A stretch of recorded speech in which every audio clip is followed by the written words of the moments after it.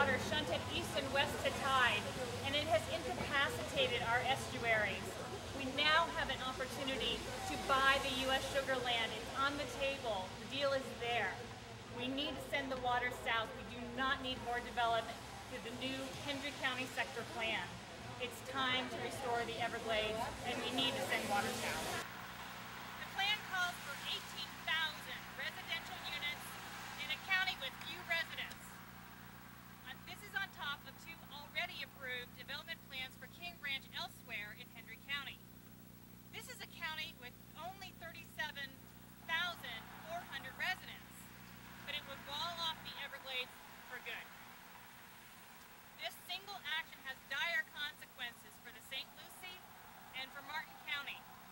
As we saw in the summer of 2012, the water from Lake O was dumped into the Indian River Lagoon, and the only way to solve this problem is to send the water south to the Everglades.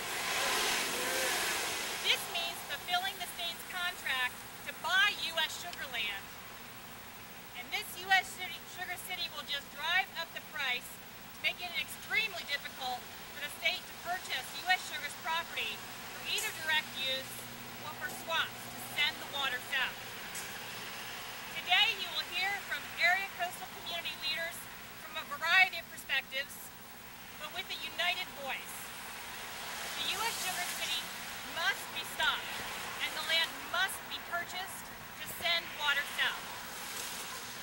Our speakers include Commissioner Jackie Thurlow-Lippisch from the town of Fools Point, Maggie Hrchala, a lover of Florida's wild places, a 5-term Martin County Commissioner, a member of the Everglades Hall of Fame.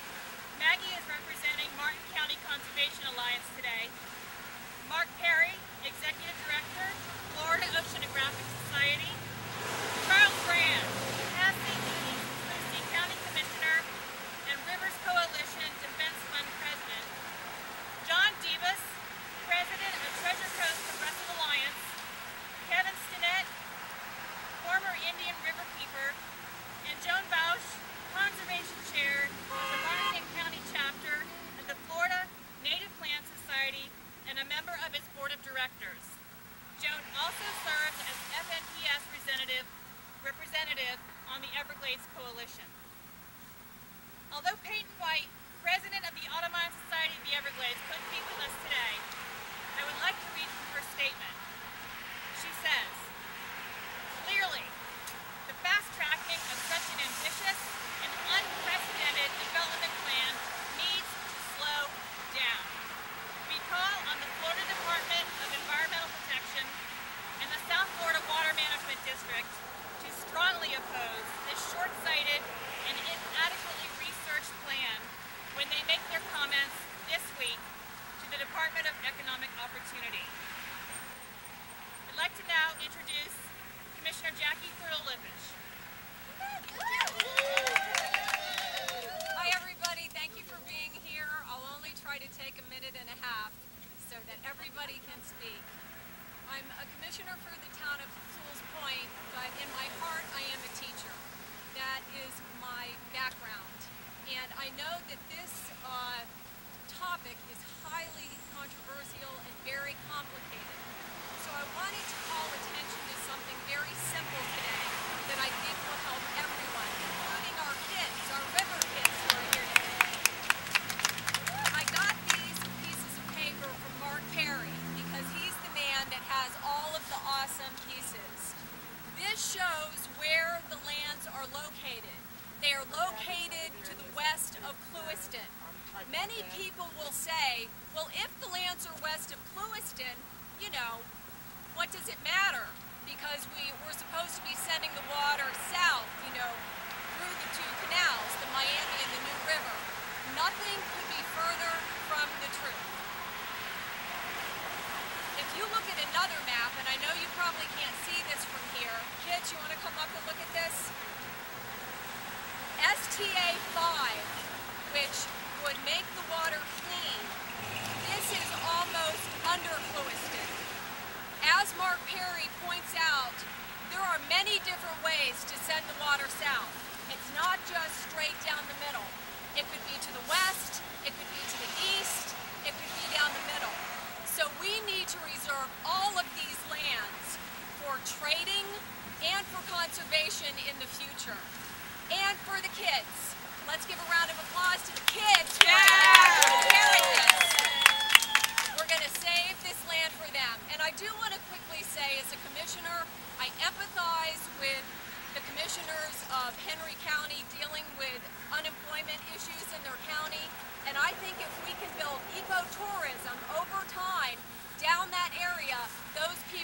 have a better life than they could have with being pushed out, having new subdivisions put in their area.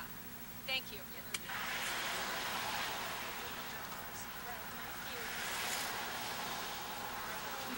I have a weakness for wild and beautiful places. And the first thing I want you to hear about is Amendment 1.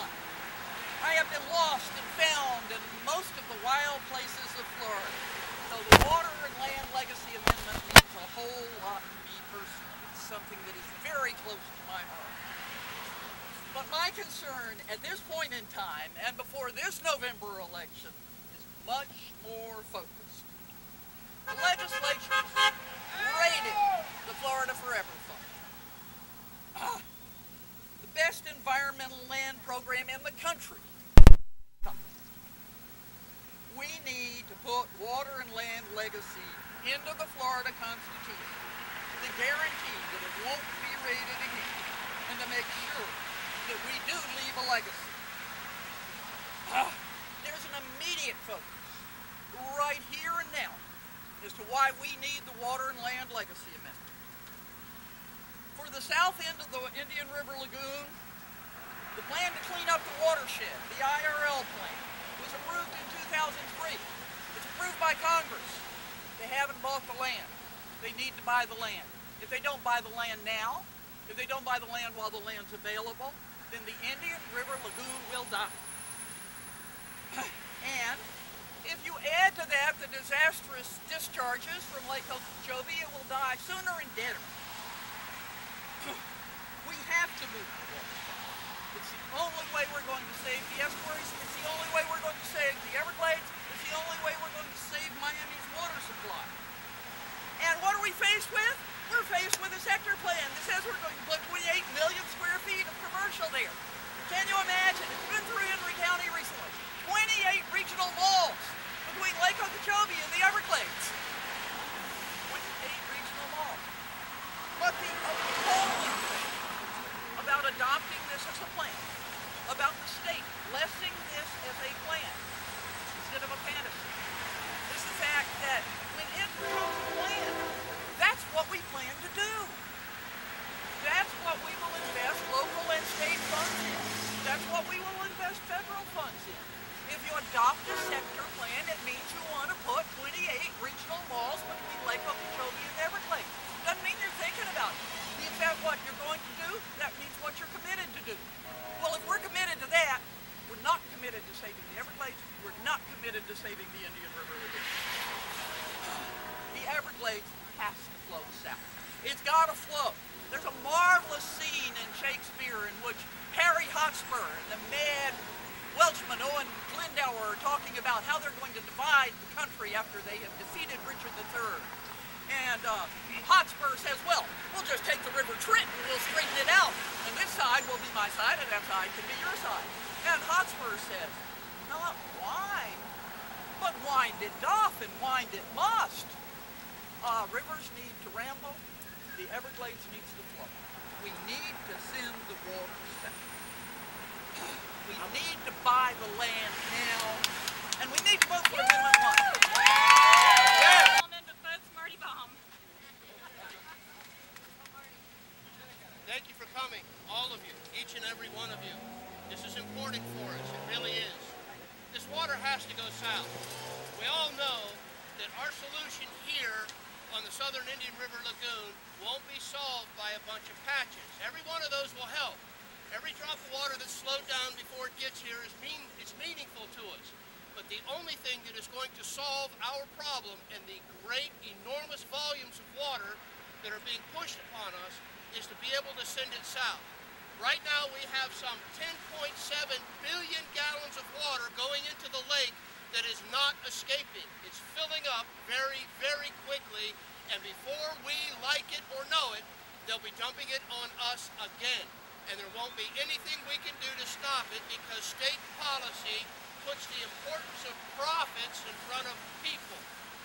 This project that they're trying to put over there is nothing but a ploy to raise the price of the land, to make greater profit, and to put another stumbling block in front of us so that we cannot send the water south. They already have 2 projects like this already approved.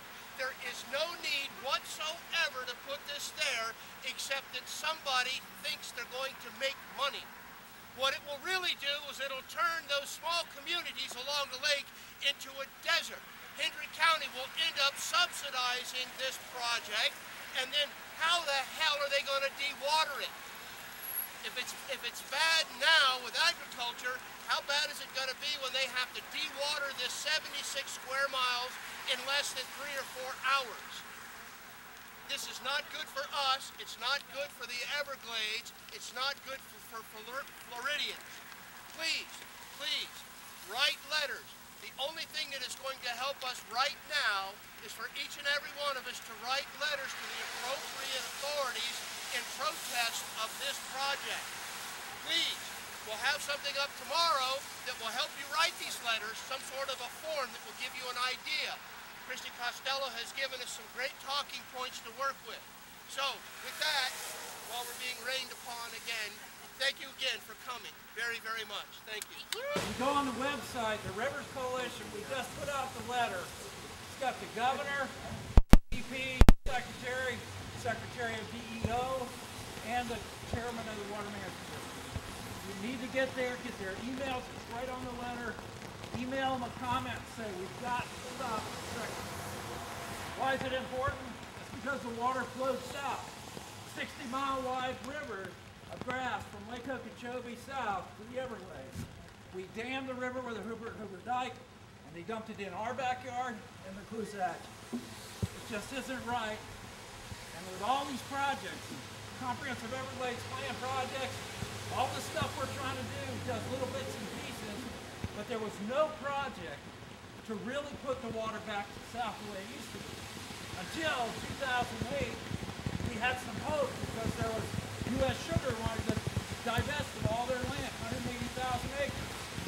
So what we did was propose to buy it. But the economic downfall, we only bought a little pieces of it. We bought 2 pieces, and they're actually being used right now for restoration of the Everglades because we exchanged 1 piece and we're restoring the other to a flow equalization and floodplain.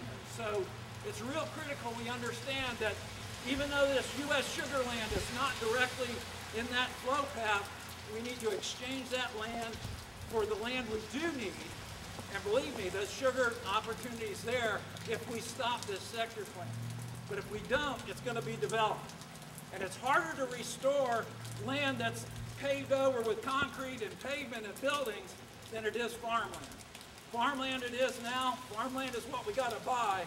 You got to tell the governor now to buy that land today. You got an option until October next year to buy 46,800 acres. We've got to buy that land and exchange it and build this flowway back south. Thank you. Everybody wet enough? No. Yeah. More water, more water.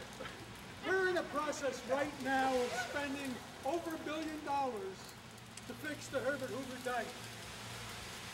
Doesn't make any sense at all, any sense, to contemplate building 18,000 homes and millions of feet of industrial and commercial in the shadow of that dike. That's crazy. We need to get past the insanity and talk about what's real. We know the only way to ensure healthy waterways, a healthy estuary, is to send clean water south. Store, convey, and clean. Only way that we're ever going to straighten out our area.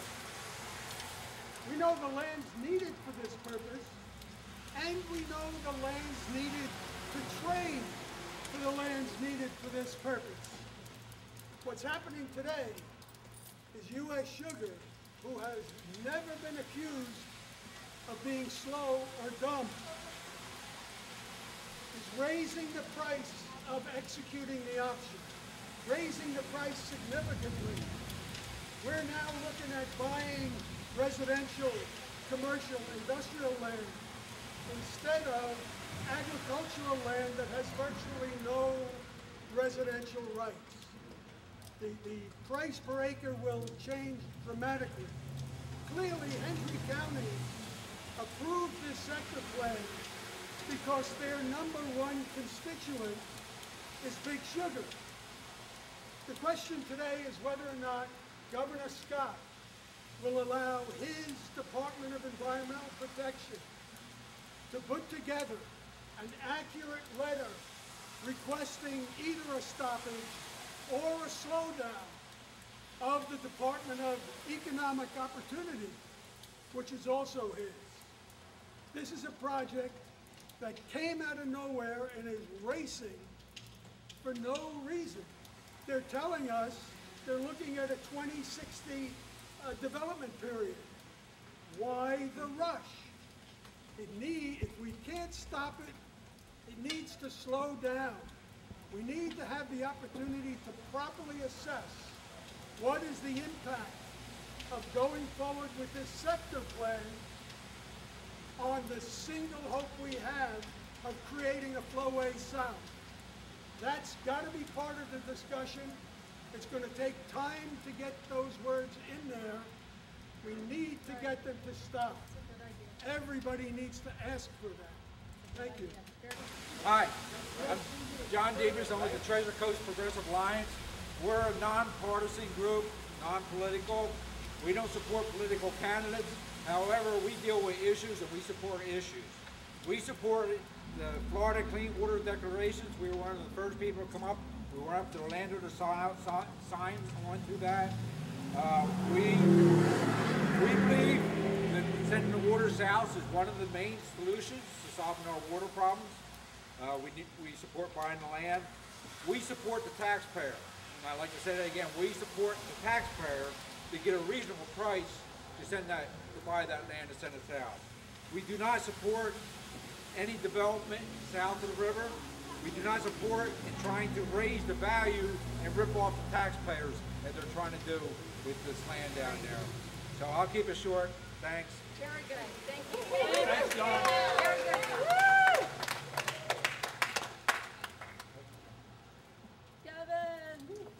I'm Kevin Stinnett, and it's very appropriate that we are here in front of the DEP office, the Department of Environmental Protection.